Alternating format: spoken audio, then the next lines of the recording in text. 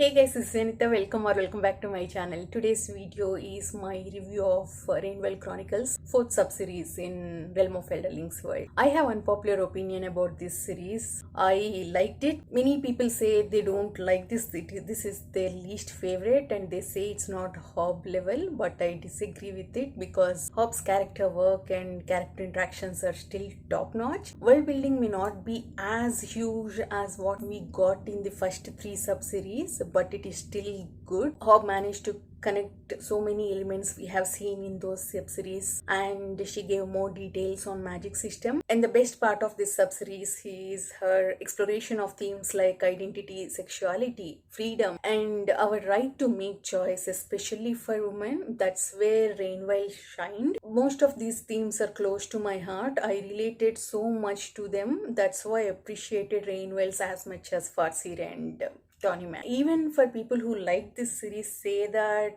Dragon Keeper was their least favorite, and the final book, Blood of Dragons, is their most favorite. And again, I have unpopular opinion about this. I liked it right from the beginning. Dragon Keeper, the first book, was 5 stars for me. I connected to the themes, the characters we have seen. Even during live ships, I mentioned that Bingtown culture, their marriage traditions were closely related to what I have seen in India growing up. So I closely related to those characters. I exactly knew what they were feeling. It felt like I was reading the life story of someone I knew. That's how much I connected. So Dragon Keeper was 5 stars for me, and then Dragon Haven and City of Dragons were equally good. I gave them 4.5 and 4.75 stars because this series actually was supposed to be a duology, but because of publishers, Hob was forced to make it into a quartet. So because of that, there was some kind of disconnection. The transition between each book is not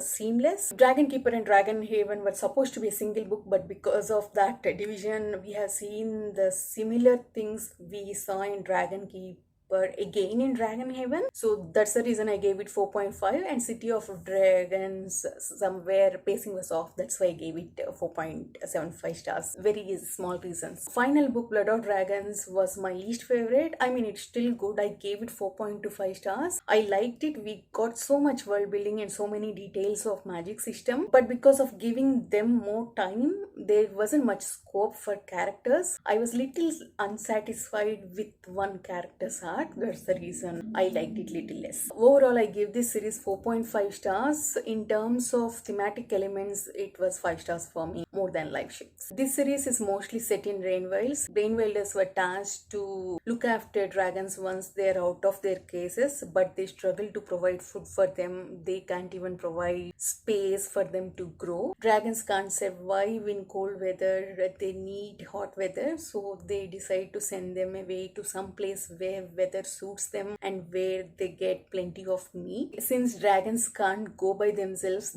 Rain Wild Council call for volunteers to look after dragons, to care for them and to hunt for them. So we follow these volunteers, these dragon keepers, in their journey to find the safest place for dragons. They have to face many challenges along the way. It's not easy dealing with the dragons. Some dragons are stubborn, they are not cooperative. In addition to them, they have to deal with sudden attacks from Chalcidians who are looking for dragon parts for their own purpose. Most of these keepers are teenagers, so we do see some relationship stuff. So I can see why some people consider this as YA, and through that relationship stuff, Hob explored themes like sexuality and your right to choose what you do with your body, and she did a fantastic job with that. One of the main keepers we follow is Thymara. People hate her. I read so many reviews where people gave it 1 star and said that she hate Thymara. I need to get into details here, bear with me. She was heavily marked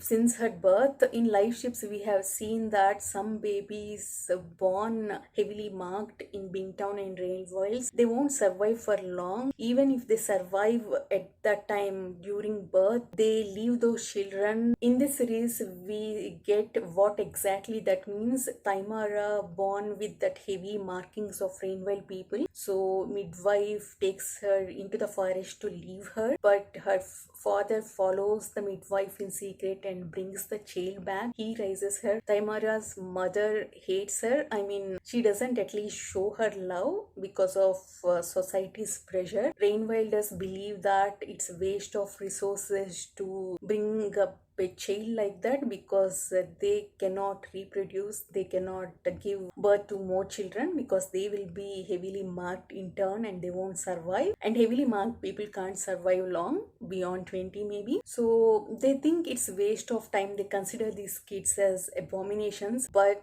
her Taimara's father defied everyone and raises her and teaches her every skill like hunting and foraging. Taimara's father character is a fantastic character. So Taimara grew up in that kind of environment. I mean, most of these keepers are heavily marked. Those kind of heavily marked kids only volunteered for this task because they realize that they don't have any future with their own community. That's why even Taimara volunteers for to go with the dragons. We get most of this in Taimara's perspective. That's why I'm talking about Taimara. Her own mother hates her. She doesn't let her talk to any boys because she doesn't want to let Taimara get into any relationship, and people always treat her bad. They consider her as an abomination. So she was raised with the trauma that was deeply situated inside her. So when we start traveling with these keepers, they start planning their future. They are out of their society. They think that if they ever find a place for dragons, they can settle there and have their own families. Taimara was against it, not just because of Rainwild's rules. Now they are out of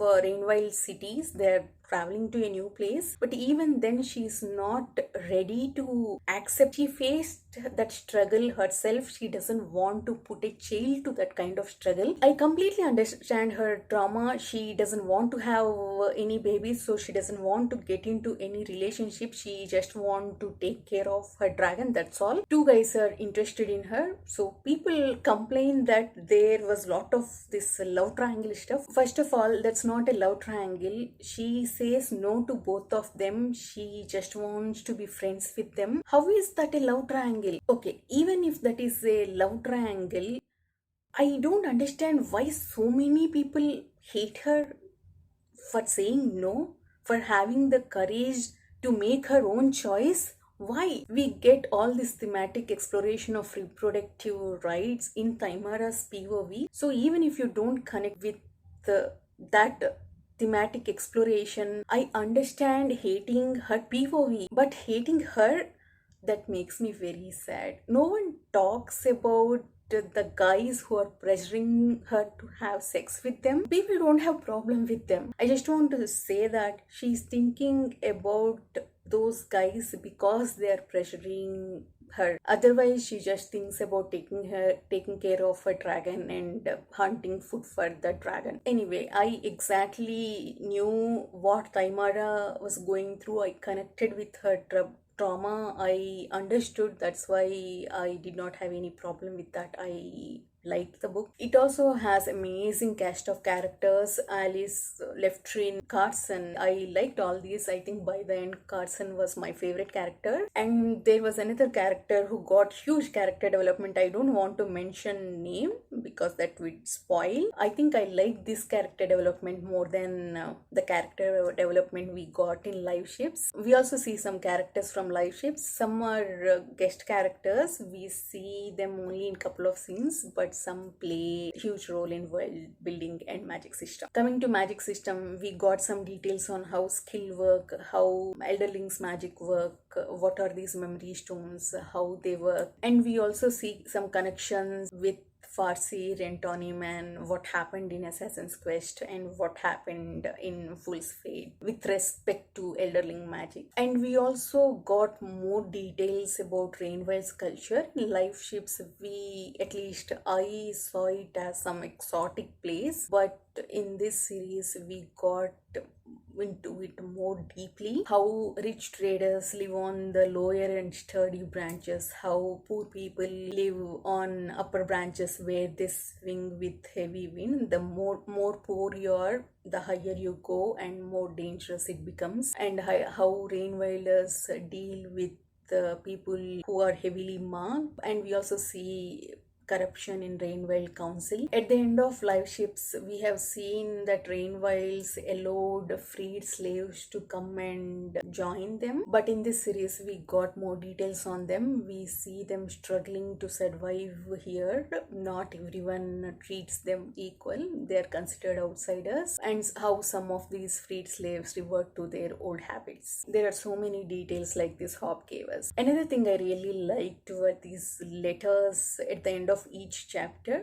We saw these letters between bird keepers who manage message birds. Through these letters, Hob made us invested in these characters whom we haven't seen at all, we haven't met until those letters. We see the politicking between those groups, and through these letters Hob also gave us some world building details. And finally, I want to talk about dragons. Hob is incredible with non-human characters. We have seen that in Live Ships and Farsi and Tawny Man. It's the same case here. We have seen them struggling in the beginning, and through their journey, some of them bond with their keepers, and some are more arrogant and haughty. It felt like watching Mean Girls movie, but I loved them, showing their pain, anger, jealousy. I think Hob made them more human. It also shows us how dragons take on some human characteristics when they spend more time with humans, when they bond with them. There are some instances where I was frustrated with one of the dragons in Terra, but I think she was like typical mean girl. I got used to her behavior by the end. I loved following these dragons, seeing them grow along with these keepers. Overall, I enjoyed it as much as other sub-series, maybe more when it comes to thematic exploration, definitely more than Live Ships. If you want in-depth spoilery thoughts, I had discussions for each book in my channel with some other wonderful booktubers. Check them out. Thank you for watching. See you in the next video. Bye bye.